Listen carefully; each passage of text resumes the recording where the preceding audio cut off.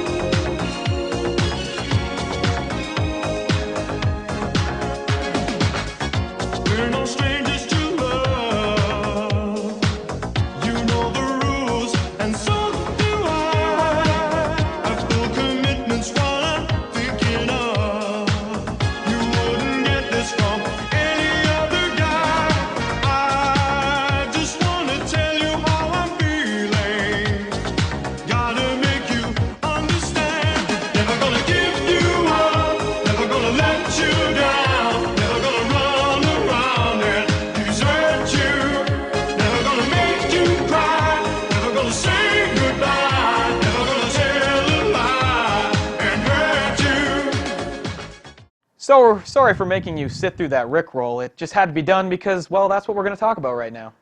Yeah, so a couple of days ago, YouTube took down the official Rickroll, Rick Astley, Never Gonna Let You Down video. The one that Sony BMG put up. Yeah, the official one that had like 30 million views on it. Around or so. 30 million, yes. Yeah, apparently it was taken down because of a copyright violation. Yeah, Sony had, I think, accidentally put it in its list of videos on YouTube that were a terms of service violation.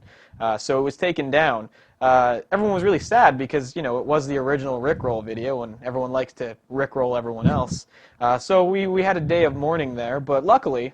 About a day or about 20 to 24 hours later, YouTube put the video back up for everyone to love and consume and enjoy. Sony apparently said it was a mistake, but I think really they just realized that there was way too much Rick Astley love out there for them to pull that video down. True, you can't stop Rick Astley.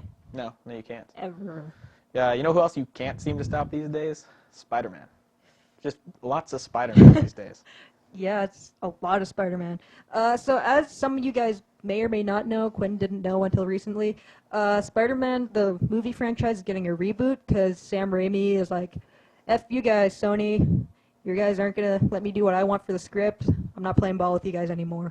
So he's out of there. There's a new guy in, and I guess since Tobey Maguire, he's like, what, he's like 100 now? Something like that. Something like that. He's past his prime, that's for sure. He's not a high schooler anymore, we'll put it that way. So since he's out, there's going to be a new actor. So the new Spider-Man is going to be Logan Lerman. I think he's 18 or 19 from California. Right now he's starring in the Percy Jackson and the Olympians Yes, with a subtitle that's like this long and then this long and then this long and then that long. It's a case of why you shouldn't name your movie something that long ever. However, it was supposed to be the Harry Potter killer, and I don't think it really accomplished that in the box office because there's way too many people that like that dude with the lightning bolt on his head. Apparently the books were good. So I've heard, but I don't read. What does that say, Quinn? Don't do this to me. The Furrers. Oh, you know what? It's done. It's done. All right. The first Avenger, Captain America. I think that's the title for the new Captain America movie. So again, they're going with the subtitle thing. It's a lot of reboot of comic movies these days. I don't think there has been a Captain America movie. Well, I mean, there's a lot of comic book movies in general these days. That's true, yeah. It's the new in thing. It is. That and dogs in purses. I thought it was pigs in purses now. Yeah, it's some sort of animal that's small enough to fit in a purse. That's unfortunate. I feel sorry for the purse. I feel sorry for the pig. All right, so in in an attempt to assemble the Avengers in movie form, seven guys have been are on the short list to play Captain America. They've all done screen tests, and unfortunately, none of them are John Barrowman. No, there's no John Barrowman. Although that'd be awesome. I do think America would be scared about a guy that's constantly typing on his wrist and sleeping with other men. He'd be sleeping with Bucky all the time. That'd just be weird. Yeah. Just a little bit weird. So the actors that they've decided to screen test for the show are John Krasinski, Scott Porter, Gareth Hedlund, Jensen Ackles, Chase Crawford, Michael Cassidy, and Mike Vogel, of which a few of them are well known and some of them are not. My personal choice would be Gareth Hedlund. He was really good in Four Brothers and Death Sentence, and I think he probably has the strongest acting talent. Oh, he was in Four Brothers? He was. Okay, I'll have He to... played the other white brother. That wasn't... The one that died first? Yes, the one that died first. Oh, that's unfortunate. Oh, we ruined that movie. I'm sorry. I'm sorry. Don't they all die? I don't remember. I don't know. I haven't heard of any of these guys, but I don't really know if the guy from The Office, John Krasinski, can really cut it. no, because he's mostly known for comedy. He's not really... And his nose is way too big. It'd get in the way of the In the way shield of the- all the of the time. mask It's and the- just, it'd be terrible. He'd be trying to deflect bullets, and instead the nose would be taking all the bullets. Ah! Oh, God! So, I think most of these guys fall into the mid-30s, early 30s range that they wanted to cast for Captain America, which is a good sign. You know, they're not going with, like, that Logan guy. Yes, That'd be- If Captain America was 18-year-old, That'd be kind of weird. It'd be a terrible movie. Be a horrible, horrible movie. There'd be all kinds of, 16-year-old girls wearing Captain America underwear, and that's just, no. I thought that was an Iron Man with the Ironettes and dancers and the... That's just a whole kind of bad roads. Anyway, in other news this week, Sam decided to get stoned. Milestoned, that is. Maybe if I hold it the right way, it'll work. All right, so the Milestone, also known as the Droid in the States, but Droid's a CDMA, Milestone's GSM, is awesome. It's an Android phone. I find the screen. I'm just gonna start with what I like, what I dislike, what's meh, and then the other stuff. The screen I find, I don't know if you can see this in the video, is a lot crisper than the iPhone screen. It's a lot more, it reacts a lot more. The resolution is much, much higher than the iPhone. I think the iPhone's only 400 by... Not high definition, at least. No, 400 tall. This is 900 and something tall. Which is pretty awesome. Wow.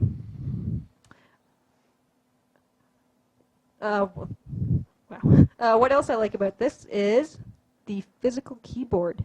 Makes it really easy. Well, it depends. Kind of makes it really easy to type if you have tiny little hands like this. But I'm not sure how someone who has giant meat hooks for hands, not those. Not these. No. Totally not. Is gonna get Women's on. hands right here. Girly hands. Yeah. Yeah. I don't know. I have to wear women's snowboarding gloves. It's terrible. Are they pink?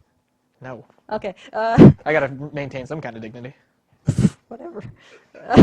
So the keys are kind of not really meant for someone with giant meat hook fingers, but they generally work. They feel a little bit plasticky, a little bit flimsy. I'm not sure if you can hear that on the video. And then there's also a directional pad here that's, I have in the 28 hours, I'm looking at the clock over there. She wants to be specific. I did. The 28 hours I've owned this, I think I've used a directional pad once, and that was only to see what it did. There's also an on-screen keyboard with this. It's a little bit more cramped than the iPhone keyboard, just because it's narrower than the iPhone, but it works. It kind of rumbles when you hit the keys, also rumbles when you hit the keys on the bottom. I've heard reviews that the keys on the bottom, like these little buttons here, here, here, and here, weren't very responsive sometimes, but so far so good. I haven't had any problems with it. Apparently there's multi-touch with this too, or not multi-touch, well there is now. There's also multitasking, which the iPhone doesn't have, but I haven't really had a chance to play with it much just because I haven't downloaded anything that really needs multitasking that the iPhone didn't already multitask with, like push and stuff. But Yeah, definitely. it's definitely a battery killer, but whatever, it's pretty cool. What I don't like about the phone is the media player.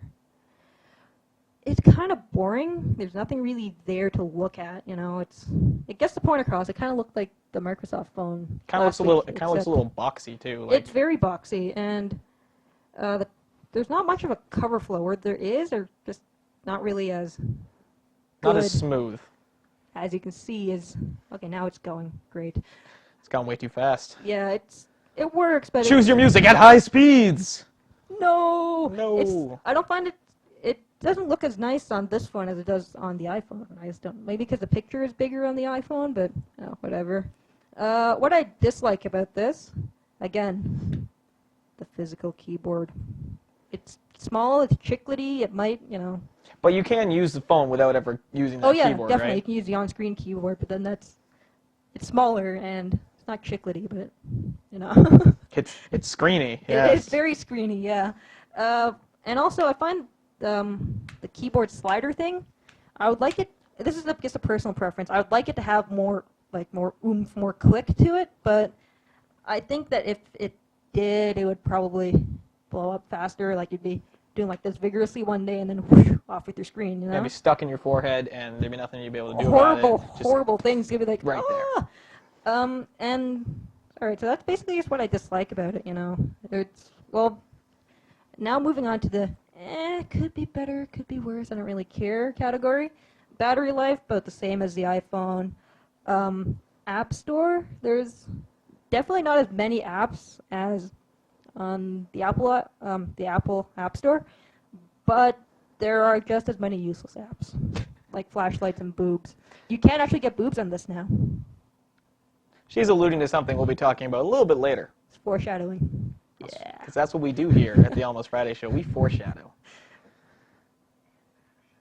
Oh boy. We're getting noise from the peanut gallery. I wasn't aware that nuts could talk. Apparently they can, though. Right. We don't keep them locked up very well. So there's also a really good camera on this that I kind of forgot to mention. It has a fancy little flash. If I can get it to work. It'll blind everyone who's looking at it. It will. It's not working. Oh. Apparently it doesn't like you in this demonstration. No, it really doesn't. It froze up on me earlier. Okay, That's whatever. Not looking too hopeful. It's got a little itty bitty flash here. Kind of like the BlackBerry flash. I haven't actually compared this to the BlackBerry's flash. I should probably get on that. Camera apparently is 5 megapixels. Whatever. It's camera phone.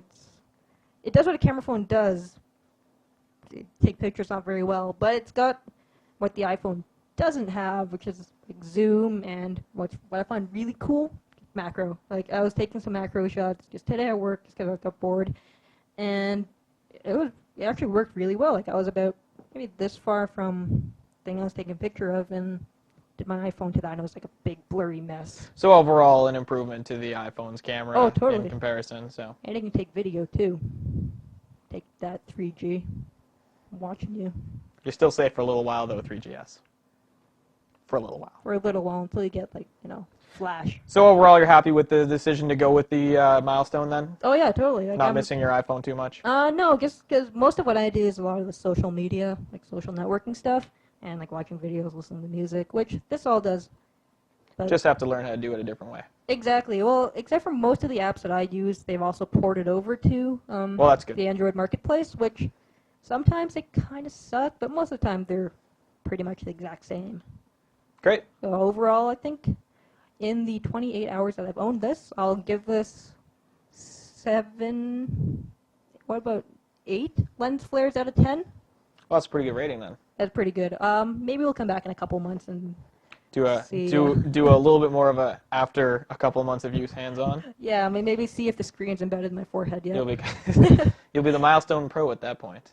Maybe. Maybe. I'll be totally stoned. Ooh. That wraps up this week in Off the Press. Next up, we're going to bring you Dave in from the gutters.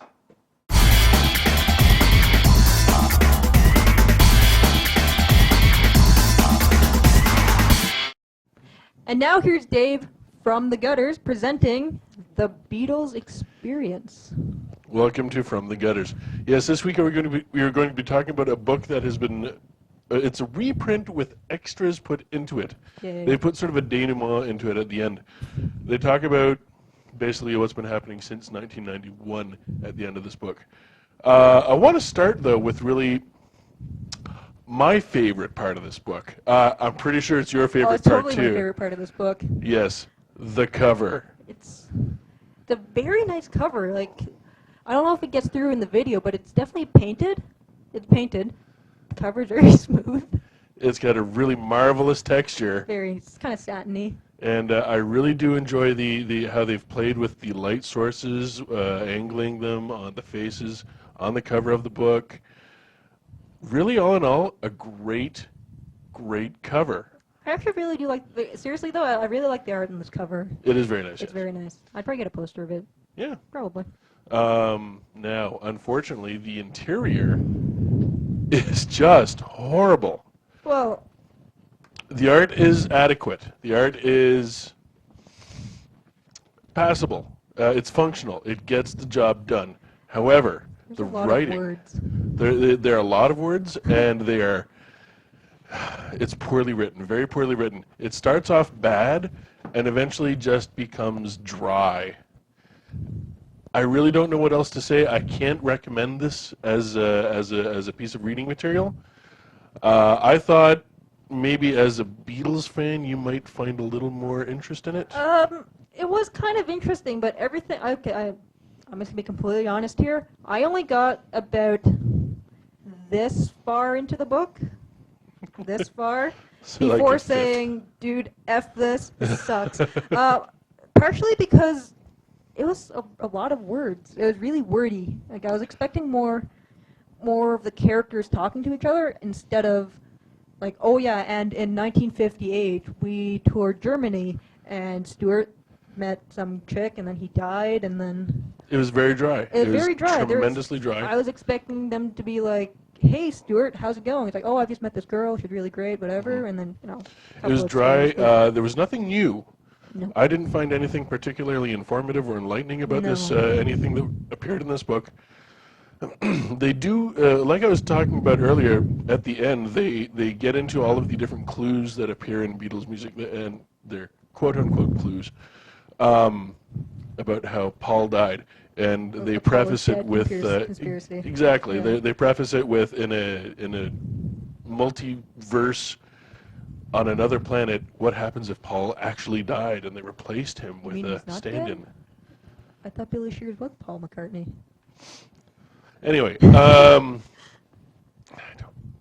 just work Don't here, read man. it. If you're a Beatles fan, then you'd probably know like every single thing that happens in this book, even the really obscure like stuff that happened when they were kids and stuff that happened when they were touring in Germany and like all the band members that may or may not have appeared in some albums that Ringo didn't play on because he was sick.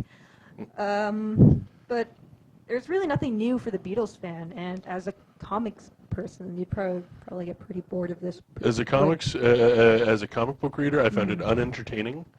I found it very hard to make it all the way through. It took me days and days to get through this entire book. He finished this like 20 minutes ago.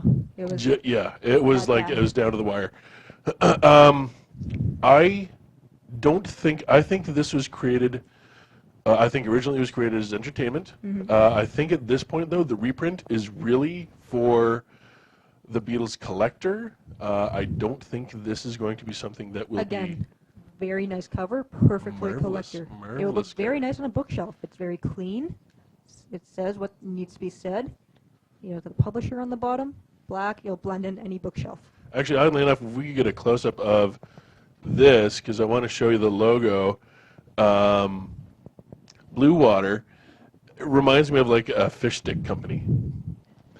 Oh yeah. Every time I see that, It's the one like, with hey, the- it's the Highliner guys. Yeah, it's the one Awesome. with the fisherman on the front. I like that. What do I give this? I give this an F. I don't like to give out Fs.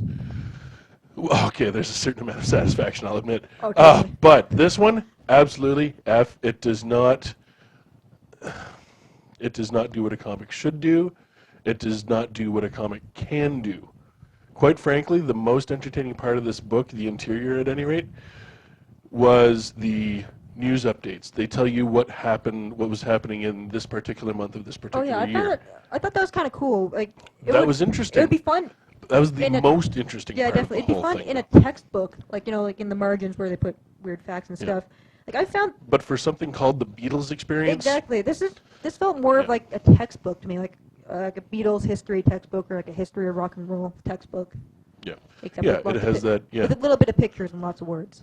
Now, as I was reading it, though, I was talking to someone about this earlier, and I said as I was reading this book, the way the dialogue happens, it really felt like marionation. Like I thought there would be guys with strings, and they're like, "Hey, Paul, I was coming down to the studio today."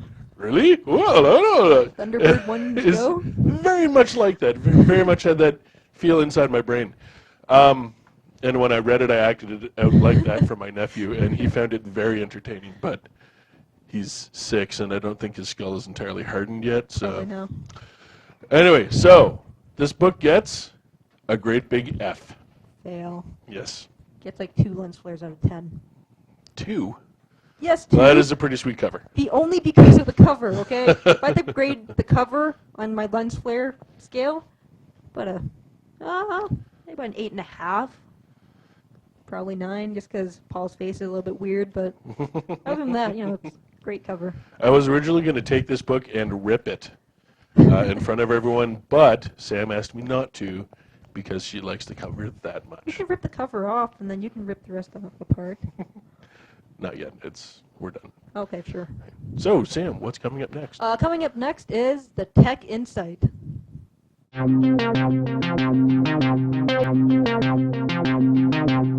All right, folks, welcome to Tech Insight. This week, we're bringing you the greatest tech news in a much shorter format.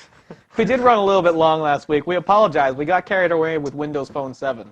This guy got carried away. We're not going to let that happen this week. We're going to kick it off with something a little opposite, little Apple news this week. So there's been a bit of controversy with Apple this week. They did what we could call a purging of all of their applications that have sexually suggestive themes or images to them. So apps like adding wobble to breasts, apps that allow you to look at scantily clad women. They're not naked. There's no actual porn in the App Store, but images like that. The problem is, in this purging, they also got rid of a bunch of applications that really in no way deserve to get purged.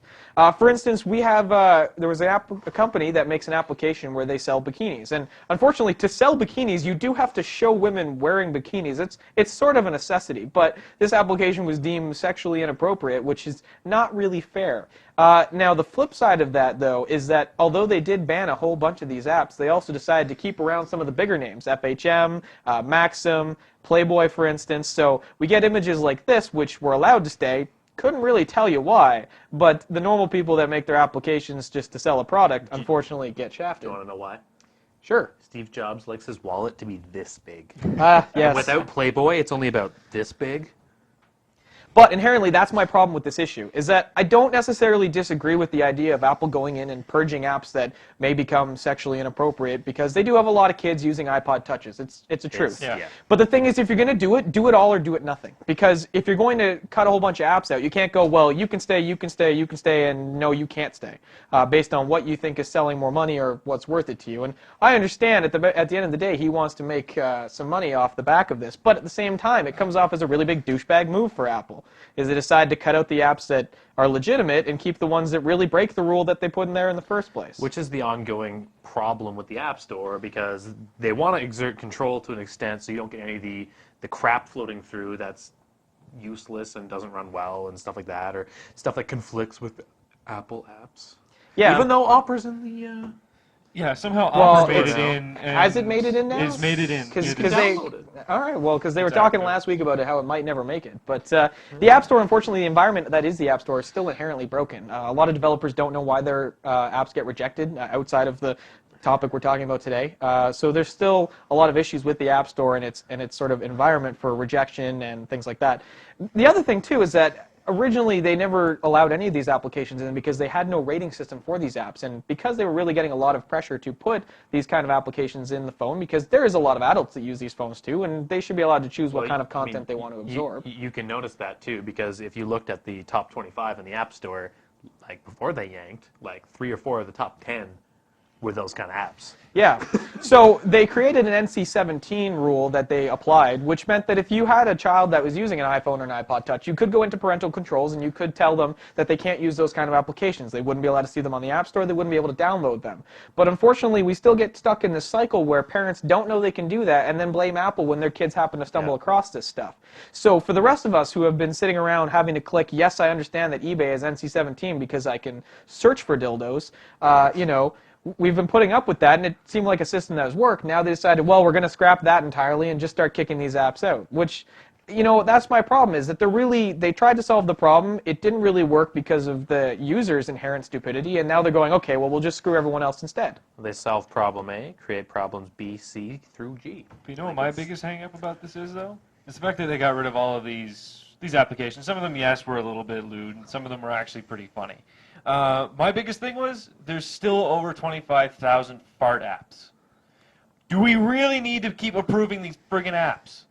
They're just you're talking about wasting space in the store. But if you go to the point where you're like, okay, we have too many fart apps, we're not going to take your fart app. Well, that's restricting developer freedom. Yeah. So that's just going to make another issue.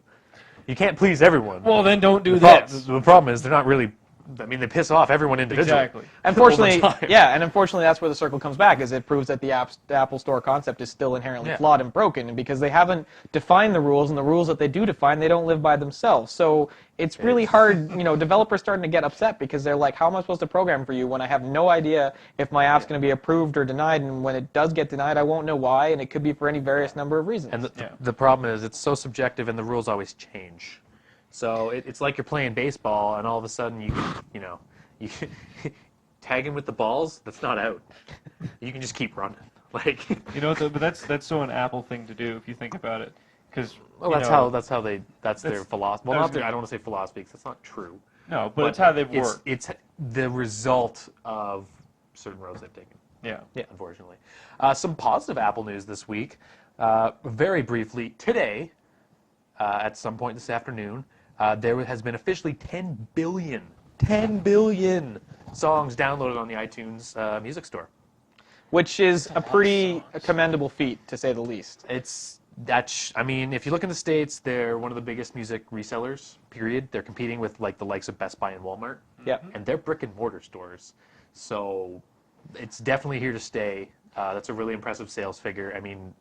It's interesting to see how far the iTunes Store has come since I think it was announced in 2004, was the launch of the iTunes Store. Yeah, about there. Around that time frame. So in 6 years, it's accomplished quite a lot, and they've overcome the biggest obstacle, which of course was their DRM policies, which meant that once you downloaded your music, only you could listen to it, and you couldn't let your dad listen to it if he wanted to. Even though his computer's in the same house. Yeah. So when they broke through that rule, that's really where their numbers started to take a skyrocket. Well, especially I can speak for myself, as I did not buy a single thing off iTunes because I was like, no.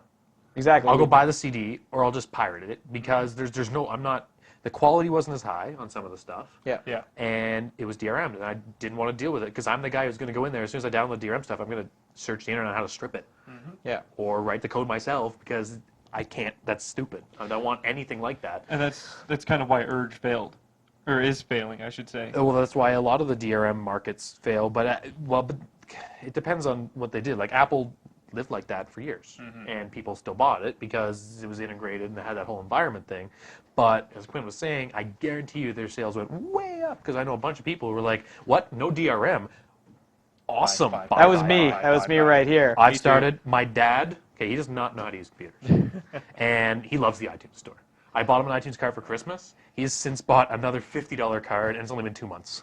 So when I go and see a band live, I will, instead of buying their CD right there, I will often check on my phone if it's available on iTunes, because it's usually a couple bucks cheaper, and they still get the money, so I don't really feel bad. And it just means that it means I don't have to worry about that CD taking up space on my shelf. Yeah, or getting scratched on the way home. Yeah. I don't know how many times I've bought a CD thrown in the car, forgot it was there, and then we live in Canada, and in the winter, CDs get cold. When they get cold, they get brittle and they get scratched easy. And then you just put it in your player, and you're like, I can't rip that. Plastic and sub-zero temperatures, not good bedfellows. Not great. It's also good when it comes into our summer, when we do get those warm days, and you leave it in the car, and it's humid, it's hot, and it's it 40 melts. degrees, and CD pancake. We can't really win unless it's rainy. And even then, Oh no, you've got a mildew condensation. Your CD is too moldy, sir. Eject.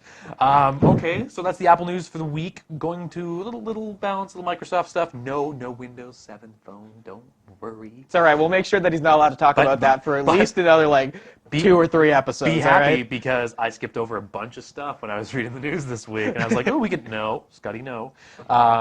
Project Natal, or Natal, or Nutella, Natali, if you're us. If you're us. DOS Time Live, one of the episodes, Project Nutella. Check it out. Good episode, actually. You just call it Project Nutella. That's what we called That's what we called it. You did call it Project Nutella? There's a whole episode of our previous podcast that you were actually on. it. Not a very good remember the host. He title. doesn't even remember this Yeah, stuff. that's all right. The title, man. It's fail. So Project Natal, I guess, I forget what magazine, someone got their hands on it. I mean, various people have throughout since it's been launched, brought up at E3. Yeah, unveiled. So various people have had the chance to play around with it a little bit. Now, it's still in preliminaries from what I gather. We are expecting it in November of this year, right? October. October? So Jonathan Ross, I don't know who this guy is. I guess he's in the media or with a magazine or review site or something. He recently twittered that he basically, he hung out with the Natal guys. It's looking okay, but it could be better by, I'm being told he's from the BBC. Jonathan Ross from the BBC.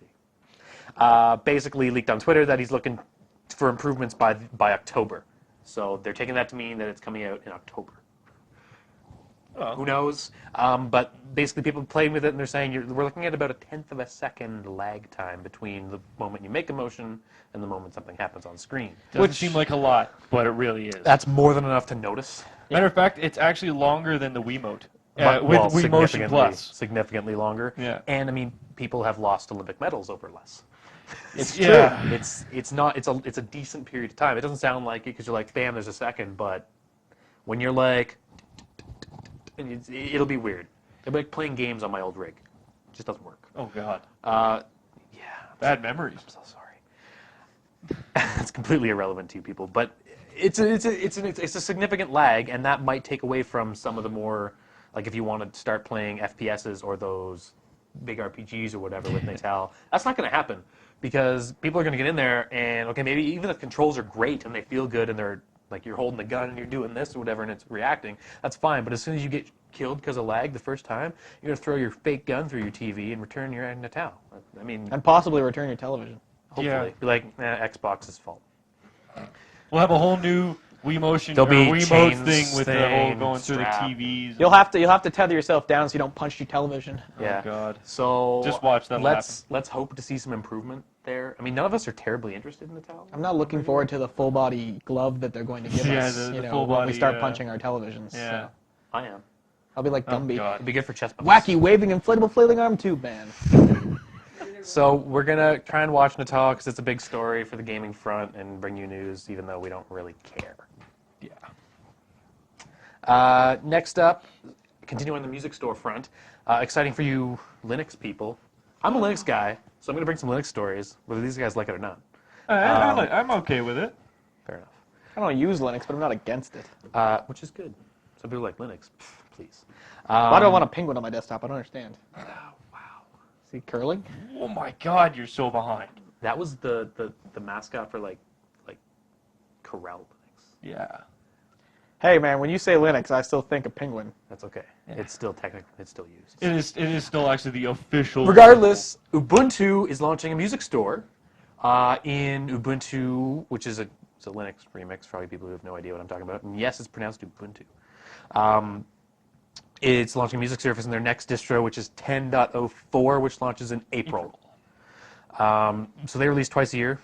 0.04 is April, and .9 is October. Yeah. That's not right. September. Yeah, it is. September. It's .10 because it's October. Okay. Yes, I'm running 910. And the first letter's the year, letters, First number. Number. 10:04. It's good to know we know our calendar. It's good to know I'm retarded. I can count past 3. That's okay. So they're integrating a music store. It's based off 7 Digital. Never heard of these guys before. But they have a music store apparently with good international support, which is assumingly why they're going with them. Ubuntu likes to please all Yeah. in a very minor way so that no one's pissed, but not everyone's really happy. Well, They're the kings of mediocrity. 7 Digital is a little bit of an underdog company, from what I've understood. I was looking into it because I was kind of curious to see how What how their it would library's work, like. yeah, what it and- would be like. And from what I can tell, like there's screenshots for I think it's Ubuntu One or one store, It's- One Music. Okay, so Ubuntu One is a current service. It's exactly like Dropbox. So it's for syncing. They give you 2 gigs or whatever it is. I don't know what Ubuntu One gives out, but it's automatically built into Ubuntu 9.10 now. I haven't used it at all, just don't ask. That basically it'll sync whatever you tell it to sync, bookmarks, emails, whatever you want, between your Ubuntu boxes. And so it's a cloud service. And what they're thinking is this whole Ubuntu thing will be mixed in with the Ubuntu One service. Okay. So potentially, this is not official or anything, but the opinion is that you might have cloud access to your music collection. Which would be a lot like that UK app that's been popular recently. Yeah. Which I can't for the life of me remember. Yeah, the name of. I know what you're talking about. I don't remember. But either. that would be a huge thing for a lot of people. So, I mean, I'm at Quinn's place, and I'm like, oh, I own this song. You don't have it. Well, don't buy it. I'll just whip out my Ubuntu One, and you're listening to it. So that's pretty sweet. Looking forward to that. Should be coming in 10.04. I'll try it out when it comes out. I tend to upgrade with the Ubuntu cycle. And then he'll tell me how it is. Yeah, we'll see what happens. Maybe some on-screen demos or something. Hopefully. A little That'd bit be to cool. action. Last but not least, surprise, guys! Our internet up here, it's really slow. No. Yeah. Okay. So recently, the CRTC had come out and Oh dear, he's frozen. Oh, son of a. Oh, there we go. sorry. recently the CRTC had come out and said, no, guys. And CRTC is like the FCC, the Americans, the Canadian Radio and Telecommunications. Telecommunications. Yes. Something. Canadian Radio and Telecommunications. Either way, they regulate our stuff. They're commission. Yeah. They're like the FCC for Canada. They don't. Yeah, they're crazy. But they had come out and said Canada's among the leaders of the G7 nations in broadband penetration, broadband speed, and price.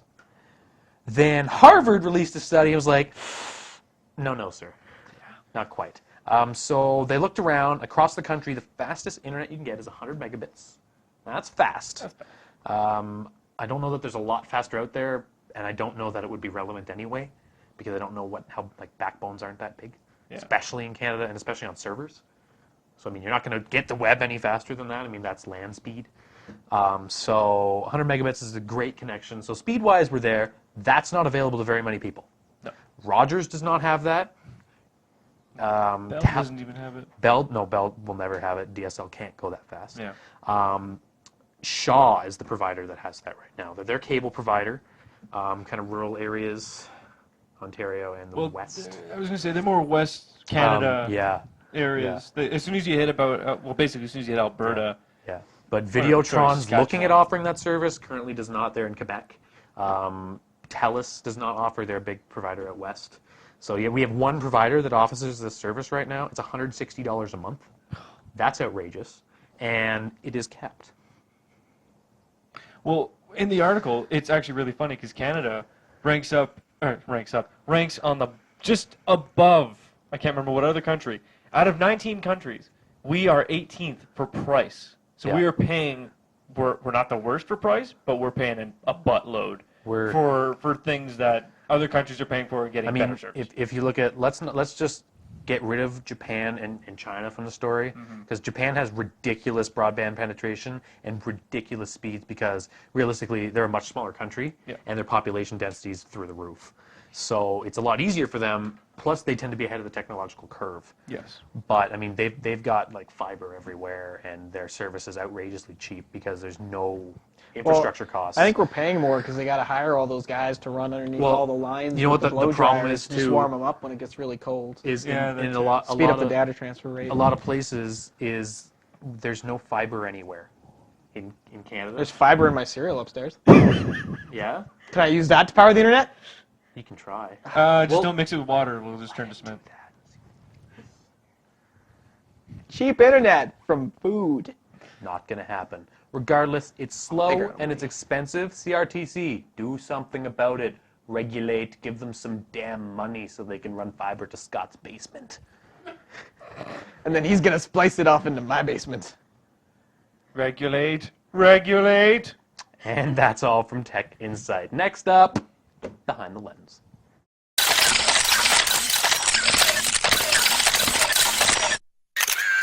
Hey folks, welcome to Behind the Lens.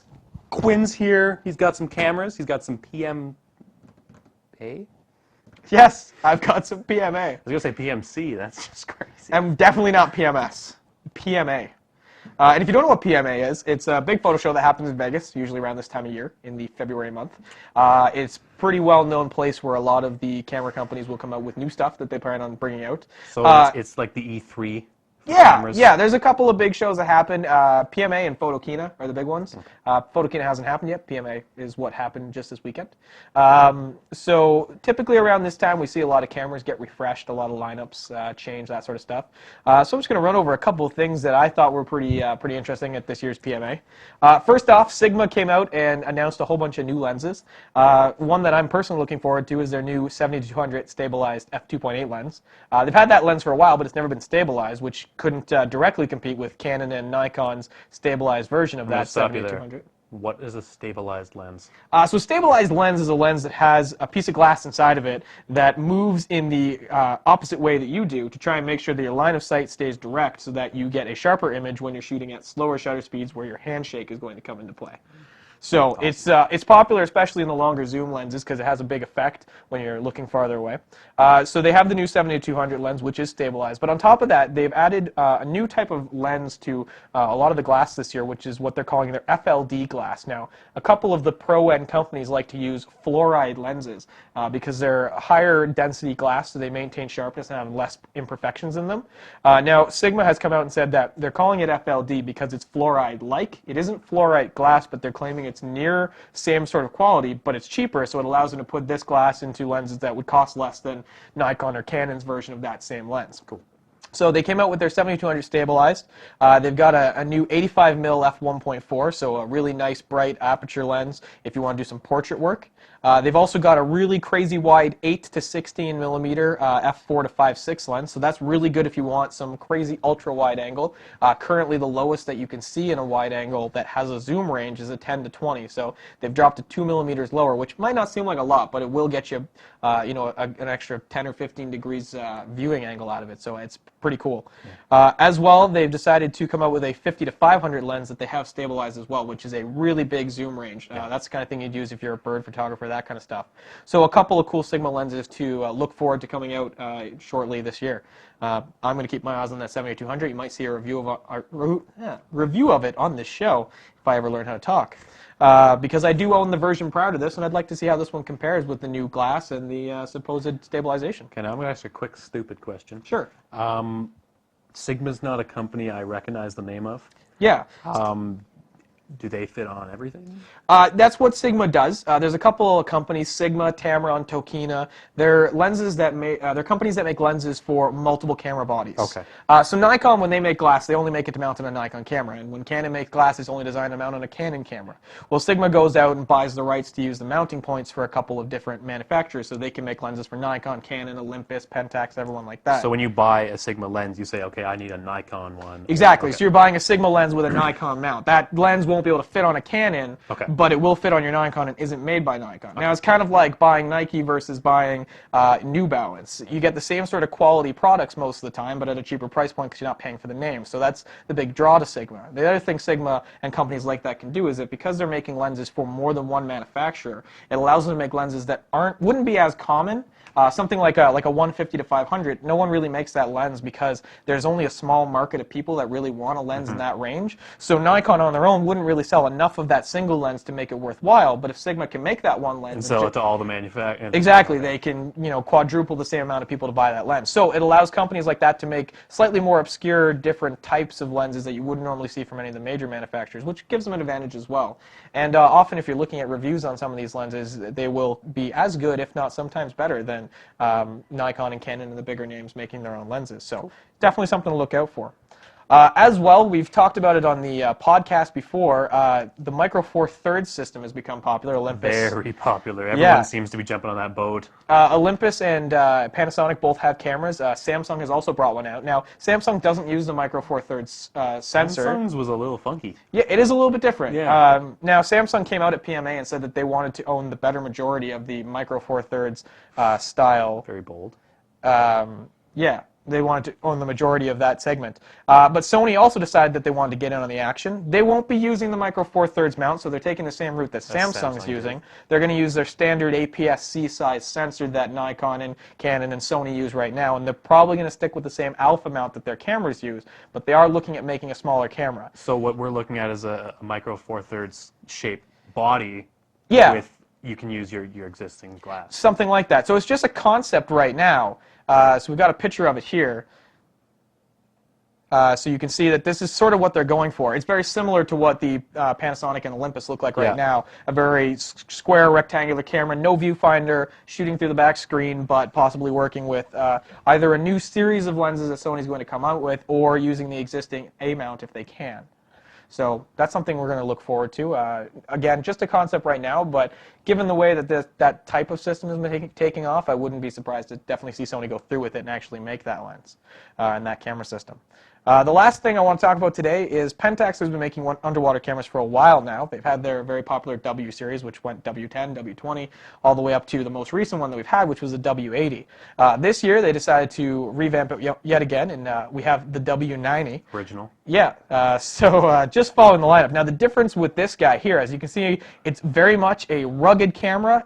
It steals some stylization from, some advanced aviator watches, things like that. It's got a very rugged appearance to it. Now, they haven't really changed much spec-wise, but the cool thing about this is on the front of the camera, you've got 3 LED lights that are right around the lens itself that you can use if you want to do any macro photography, either underwater or really close up, because the flash just can't reach it if you're using the regular Especially flash. underwater, yeah. I think it'd make a big difference. So that's sort of a neat feature that they decided to include. Nothing new. Olympus has had an LED flash on their waterproof cameras before, but not in the placement that Pentax has.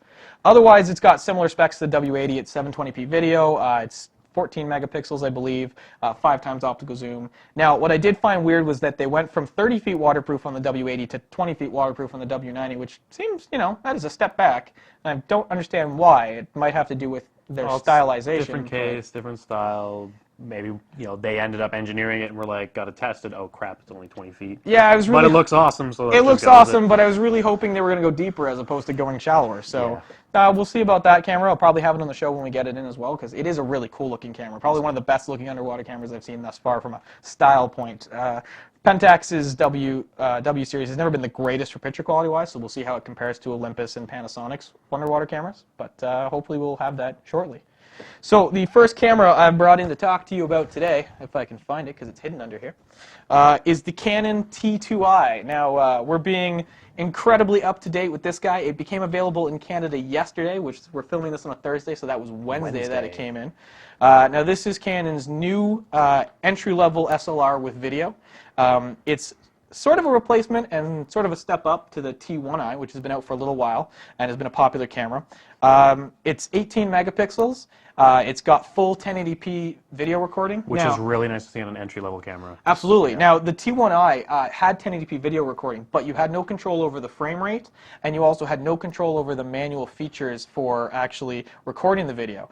So with this guy, you can set the manual, you can set the exposure manually before you start so that it doesn't change when you go from a dark room to a bright room. And you can also change from 30 frames per second in 1080p to 24 frames per second in 1080p to 60 frames per second in 720p. As well, they've also included a really neat mode which records in 640 by 480 but uses digital cropping to give you what appears to be about a 10 times optical zoom in video, which is really cool because you're getting that out of this lens, which is normally a 3 times optical zoom lens. So a couple things about the camera is we've got a nice big 3-inch screen on the back of this guy. Really nice and crisp. I was playing with it before the show. Now with these cameras, because it doesn't have a top display window like some of the more professional cameras do, you are getting all the information off the back, which isn't necessarily a bad thing with a camera like this because you do have a nice big display to do it. So that's one of the nice features. They've also pushed up the frames per second on this guy. The T1i was 3.5 frames per second. This one is 3.7 frames per second, so a touch faster for the frames per second. They've also gone from the 15 megapixels that T1i was to 18 megapixels in this guy, which is an incredibly high number for an entry-level camera. No one's even close to that on entry-level camera right now. We're typically looking at around 10 to 14 megapixels, the 15 T1i being the highest that we've seen on something under $1,000 thus far. So that's sort of a nice thing to have with this camera. As well, what they added, which I was really appreciative about, is on the side here, you've got... Mini HDMI. well, yeah, they had mini HDMI on the T1i, but what they added here, if you can see it, is basically they've added a port to use an external microphone. Oh, very cool. Which you couldn't use on the first one. And unfortunately, although they do have mics built into them, they're less than stellar. Oh, yeah. So the ability to include a third-party mic allows you to put sort of a shotgun mic on the top of the camera if you want to.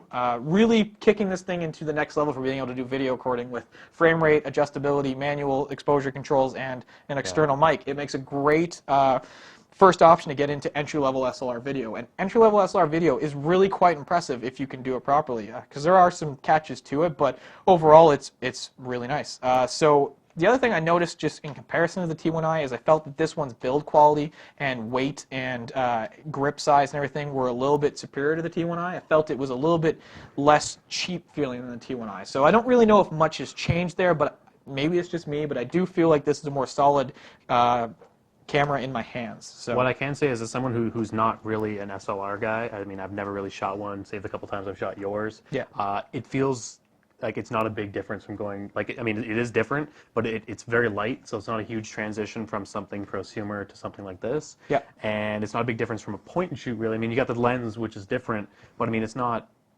like, what do you shoot, a D6, D90? I have a D300, which Yeah. is more of a professional camera. It's It heavier, is. it's bigger. It's a lot heavier. It feels a little more awkward for me as like someone who's not a photographer at all to hold. Yeah. So as an entry level, like I would buy this camera if I had the money to throw down and was looking for something like that. It's really comfortable to hold, which is for people looking at entry level SLRs, I think something important. Yeah, so Not this, too hard to shoot. So this is available in Canada as of yesterday for $9.99 with that lens. Now that's the average street price. You might be able to find it for a little bit more. You might find it for a little bit more, a little bit less. But either way, that's around the price you should be looking for it right now. I would give it right now a 4 out of 5 because I think they improved on the only part that was really sort of lagging behind on the T1i originally, which was some of its video features. I'd like to see less megapixels because I've said before, and I'll say it again, more megapixels does not equal a better camera. We've explained that many I think they could have stayed at 15 and still done a good job. But, I mean, ultimately it's not a big deal because you're not looking to get the same performance that you would out of their higher-end cameras where they're using extra processors to accomplish that same stuff. So you're going to sacrifice a little bit there, but great entry-level digital SLR for video capability. Cool. So the other camera I have today is the Sony W330. Now this is one of Sony's new series of cameras. Biggest thing that Sony's done recently, I talked about it on the podcast, is that they've decided to stop using memory sticks. Thank God. So now you can use SD cards in this. Now SD cards are the most common memory format on the planet. Cell phones use them, PDAs use them, cameras use them. Almost every computer sold in the last 4 years has an SD card slot. Absolutely. If we're not talking about Apple. Now, if you come in from Sony before and you already had memory sticks, you can still use them. They've allowed very it. cool. They've allowed us to do both, but it's going to definitely help out that now you can use SD cards. Now, this is sort of an entry-level camera for Sony's lineup. It retails for $199 Canadian, which is a great starting point. Now, the nice thing you can see is it's a very slim camera, so very good-looking camera. Nice big 3-inch screen on the back of it as well. You're looking at a 4 times optical zoom. 14 megapixels on this guy, so they've packed a lot into that sensor. Yeah. Now, normally I wouldn't really talk about an entry-level camera like this, but they've really improved Sony's stabilization feature on these cameras. Sony uses what they call Super Steady Shot. This camera specifically has a mode called the anti-blur mode, and I've been able to basically shake the camera like this and still get a sharp photo. Now, you're not supposed to use flash when you do that, but It still turned out all right. yeah, so with flash off, shaking the camera up and down, we can still get a relatively sharp picture. You won't really be able to see this, but just take my word for it, it's sharp. So for a camera that's less than $200, the stabilization on this is really good. So if you're someone that goes out to bars and parties and stuff like that a lot, it's nice and small, it's nice and compact, and stabilization works great on it. So you're going to get better pictures in low light capability. Build quality? Build quality is really solid. I mean, it's a plastic casing, but it does feel... Most point and shoots are really... Yeah, but it does feel well built. Sony's always had pretty high quality for their overall construction of their cameras. Yeah. So I mean, I think it's a good position that Sony's taking now, moving to SD. It's going to bring a lot more people into their cameras. Yeah. And I think if you're looking for a good entry-level camera, and specifically are someone who might be shooting in a lot more harsher lighting conditions where you really want to rely on stabilization, this is a great choice for you. So I'm going to give it I'll give it a 4 out of 5 as well, because I think there's always room to improve on these cameras, but it's a really great first run for the SD card-based cameras for Sony. And just real quick, you said sub 200. Do you know the price point for Canada? $199 Canadian is Okay, the perfect. current street price for this guy. So not too bad. That's pretty average for a Yeah, I point mean, shoot. to get the 3-inch screen, to Yeah. get 14 megapixels, get 4 times optical zoom, it's pretty feature packed for that dollar value. So it's definitely nice. Lithium-ion rechargeable battery as well, so you don't have to use AA's or anything, which is how They get it that small. Exactly. Yeah. Okay, folks, that's it from Behind the Lens today. And next, finally, I've been waiting for it. We're going to introduce Sean's Mad Science. It's kind of alive. Nah, it's still dead. Oh. How you doing, folks? I'm Sean, and yes, I'm a mad scientist. I'm Dave, and I'm pretty much his guinea pig / Igor. Hey, Dave. What up?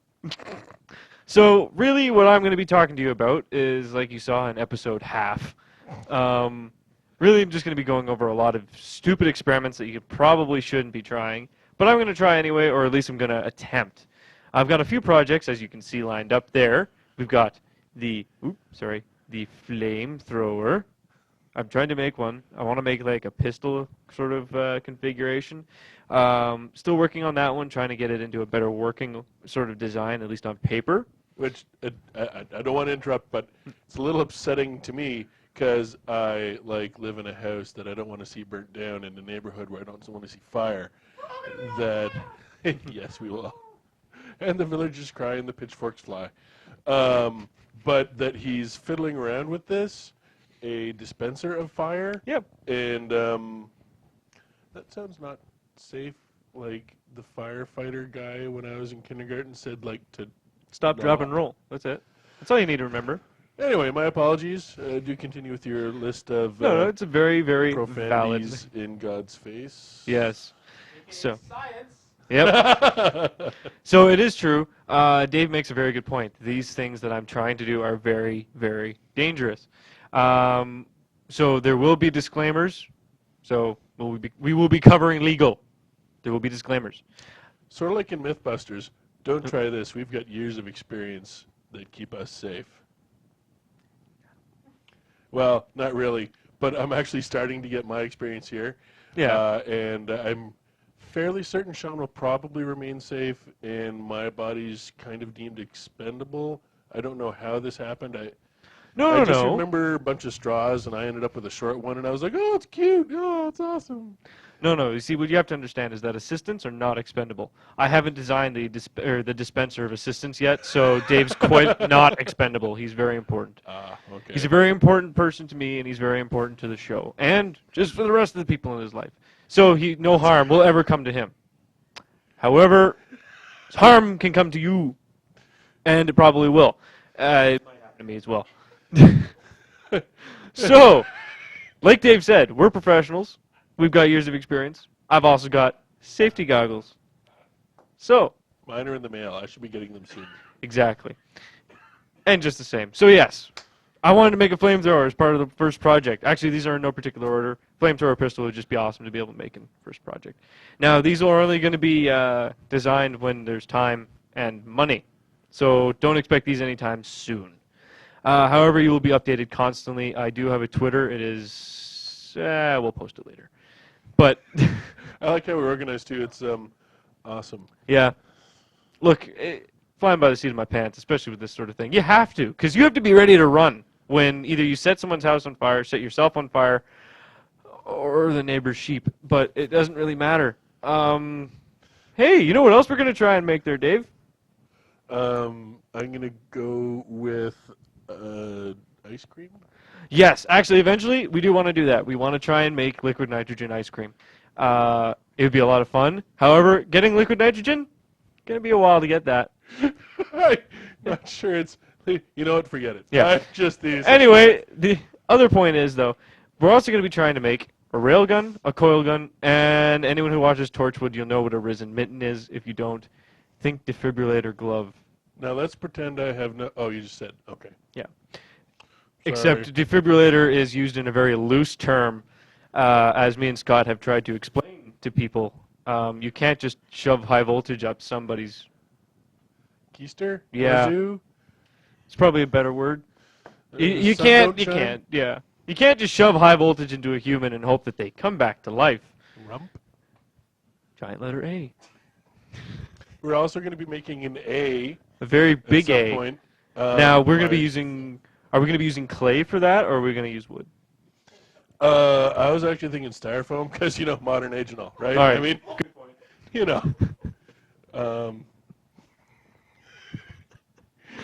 So yes, that's what you can expect from at least the Mad Science. Also, I'll be bringing up articles that are science related and usually pretty crazy in and of themselves that are probably going to make you want to go, holy crap, the world is dangerous. But it could be fun. and this is also probably going to be where we're going to be seeing, possibly not the only, but where we're going to be seeing more than the other sections, the off location. Yes. Any testing that we're going to do for any of the projects is going to be off, not in the studio. What with small spaces and fire. But we'll be filming those ahead of time and clipping them in so you can see any stupidity that happens to come with that. I'm also thinking of investing in asbestos clothing, just sort of as a general. We can. safeguard. We'll ask Scott to try and get some for us. He might be able to find it.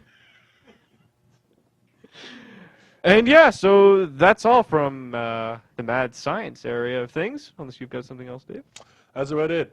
And we'd like to thank you for joining us this week on Almost Friday show. John's Mad Science! And now for the lull of the week. All right, folks, it's that time in the show. We're just about to wrap up, but first, it's time for some lulls in the lull of the week. This week we have a video from you from the group that call themselves Chad, Matt, and Rob. They're well known on YouTube for making interactive videos, which is really actually quite interesting. It allows you to watch videos, choose what happens at the end of the video, which will take you to a subsequent next video where you either pass or fail, much like those books where you could make up your own ending by following through Flip the to story. page 36 because you hate Dave. Exactly. In this video, they explain how you can make an interactive video, but get lots of interruptions by the rest of the studio, which unfortunately would be something that happens a lot here.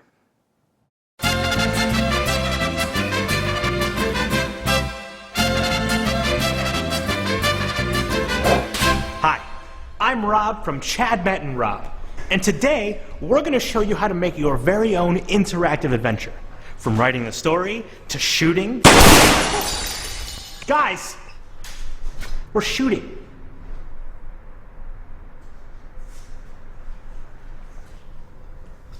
To sharing your production with the world. But first, let's talk about story. Story is the most important part of your interactive adventure. Now, once you've got it, you can then go ahead and plot it out on a story tree. Each one of these boxes represents an individual episode in an entire series. The first episode of the series is your Start Here episode. The Start Here episode is where you want to establish a clear goal for your character in which they will accomplish at the end. Also, in each episode, you want to present choices. Some of these choices will lead to fail.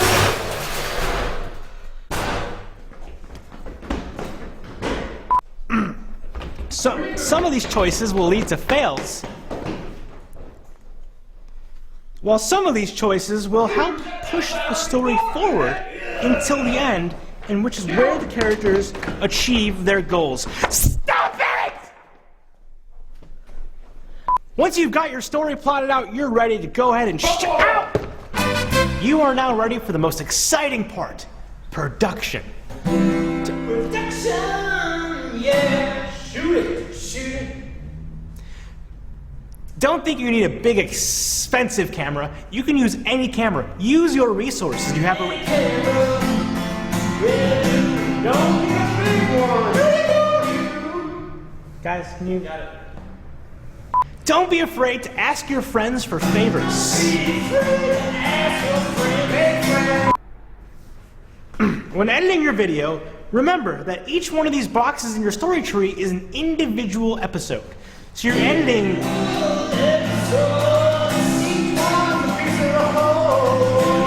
That's a horrible song. It doesn't even make sense. We're helping you. This is not helping at all. 1, 2, 3, go! Once you're done editing, your Once you're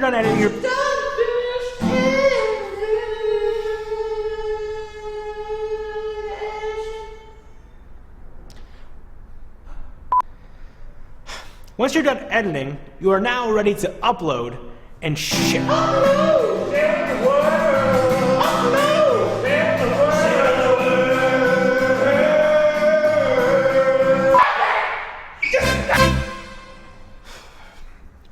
Now that you've uploaded all of your videos, the most important thing you want to do first is private all of your episodes. Private them all. This will give you time to annotate. Go to My Videos. For each episode, you want to click on Annotations. At the end of each episode, apply an annotations link and text for each choice. Once you've done that, click on the link icon. In a new window, go to the episode you want to link to and copy the URL. Shut up! Go back to your annotations and paste the URL here and then hit save. Once you've linked all of your choices, click save and publish. Unprivate all of your episodes and share them with the world. Now, let's recap. We plotted our story tree. Done.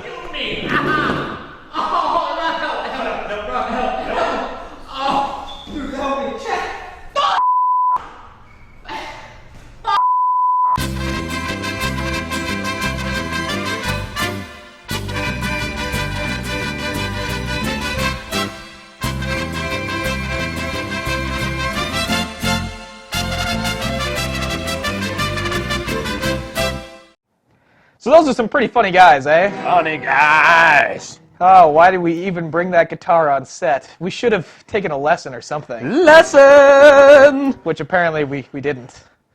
I'm just glad. No. I'm just glad Sean hasn't built those guns yet, because I really don't want the rest of that ending to happen. Ending. Oh God! Stop it!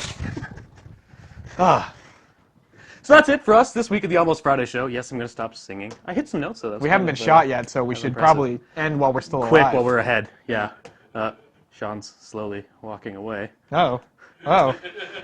Okay, so if you want to contact us and help pay for our funerals, you you can reach us at the Almost Friday. What is it? What's our website? Our website is almostfridayshow.com. We also have a Twitter account. Twitter. Almost_Friday.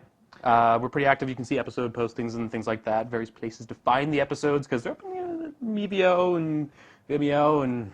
But really, if you want to see them, you can go right there. There'll be links. Otherwise, if you want to give us some other show content or tell us that we're doing a terrible job and need to shape up, you can reach us at contact@almostfridayshow.com. So that's the ways to reach us, which pretty much wraps up our show. So until next time, make sure that your eggs are all in the same basket.